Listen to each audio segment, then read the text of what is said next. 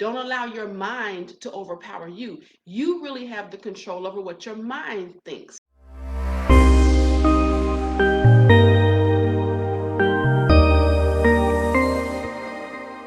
Hey, welcome to Coffee and Coaching with your coach, Michelamonè. That would be me. I hope that you guys are doing amazing today. Today is a wonderful day. Why? Just because it is.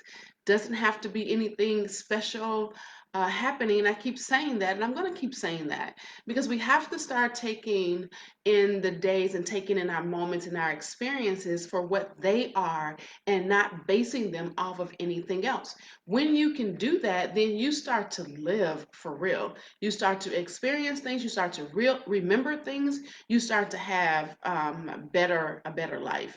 So just wanted to say that. So let's get to the coffee today.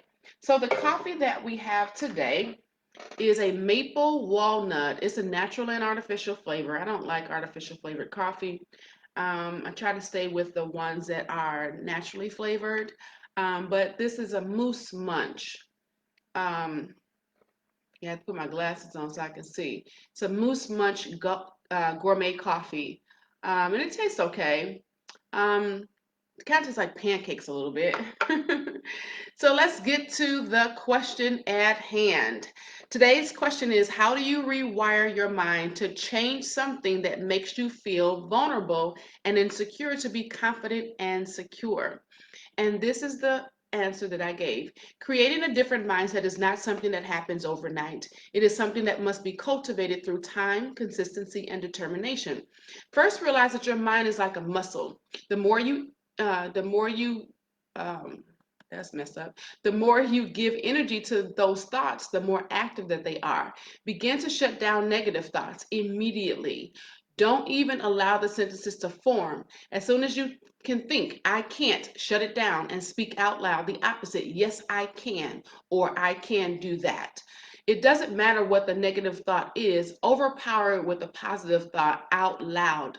Lack of confidence is just the lack of faith in yourself and your abilities. And faith comes by hearing. So, as much as you believe your silent thoughts have power, they don't. They only have the power you give to them. Speak positive, affirmative things to yourself daily. Say out loud in your mirror with a smile, the opposite of what you feel. And if you feel sad, say, I am happy. If you feel lonely, say, I am surrounded by love. Or if you feel angry, say, I am filled with joy.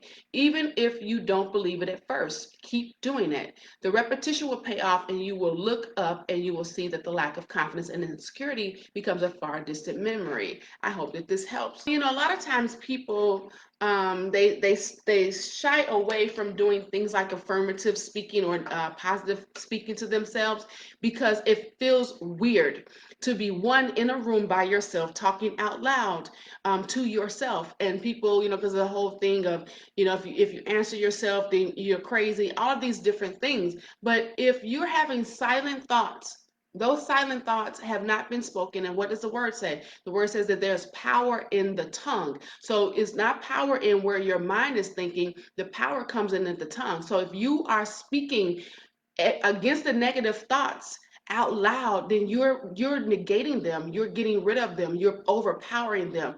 Don't allow your mind to overpower you. You really have the control over what your mind thinks, but we have to make sure that we're not allowing the negative thoughts to stay there too long. So like as soon as that negative thought comes in, instantly get rid of it. Do something about it right away. Don't hold on to it, not even a second. And there's times when you hold on to thoughts and you linger into them, and then the next thought comes. By the time you're finished, you have went into a completely different situation, and the situation is not even that.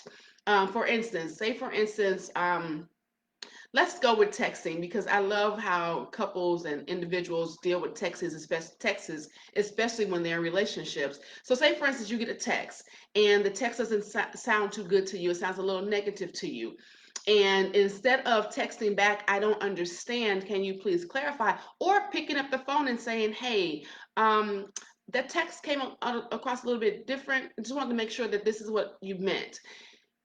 they linger. What did they think about that? I mean, why would they say that? And what they really mean? Oh, they throwing shade, or they doing it. And so those how those things can just really linger and make it bigger than it really is, when maybe there was a typo or maybe there was something else. But when you have those negative thoughts consistently, letting them chain react to something else, then you get that you're going to make it bigger than it really is. I always keep saying confidence comes from competence. If you are competently negative, you will stay negative. If you are competently positive, you will get into a positive place and you'll stay there. So I hope that this helps someone.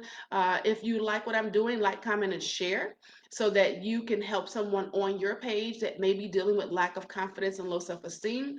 I deal with a lot of people that deal with that. I've dealt with low self-esteem for a long time in my life, and I learned how to overcome it. Is there challenges that I have sometimes? Of course, but then I have the tools and the strategies and the keys in place that I automatically know how to fix it so that it doesn't linger.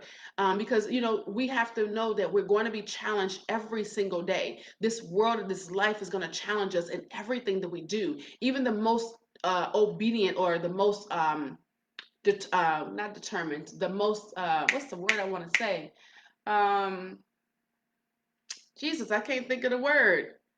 Uh,